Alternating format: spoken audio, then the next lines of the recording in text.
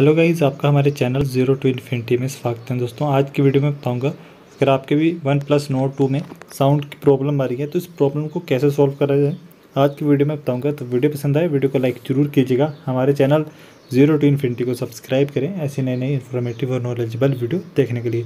तो चलिए इस वीडियो को शुरू किया जाए और इस प्रॉब्लम को कैसे सॉल्व किया जाए वो बताऊँगा मैं आपको। तो सबसे पहले हमें क्या करना है, अपनी डिवाइस की सेटिंग है इसको ओपन कर लेना है।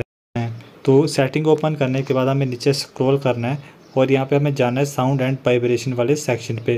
तो साउंड एंड वाइब्रेशन पे आने के बाद यहाँ पे हमें क्या करना है, जो सारी साउंड है एक बार उनको मिनिमम करके देखना है। एक बार मिनिमम करके देखना है सभी साउंड को, जैसे रिंगटोन, अलार्म, सभी को रिंगटोन जो है सभी है इनको कम करके देखना है और एक कोई गाना चला के देखना है या कोई वीडियो चला के देखनी है।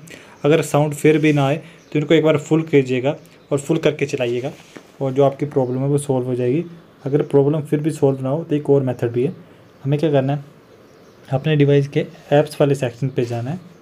ऐप्स वाले सेक्शन पे आने के बाद यहाँ पे मैनेज ऐप्स में जाना है और यहाँ पे सर्च करना है साउंड को। तो साउंड को सर्च करने के बाद हमें यहाँ पे क्या करना है, साउंड की जो स्टोरेज है उसका क्लियर कैच और क्लियर ऑल डाटा कर देना है।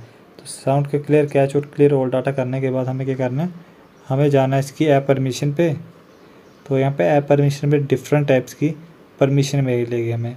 तो हमें क्या करना है, सारी परमिशन होगी जो भी यहाँ पे डिफरेंट ऐप्स की, वो सारी परमिशन को इनेबल कर देना है।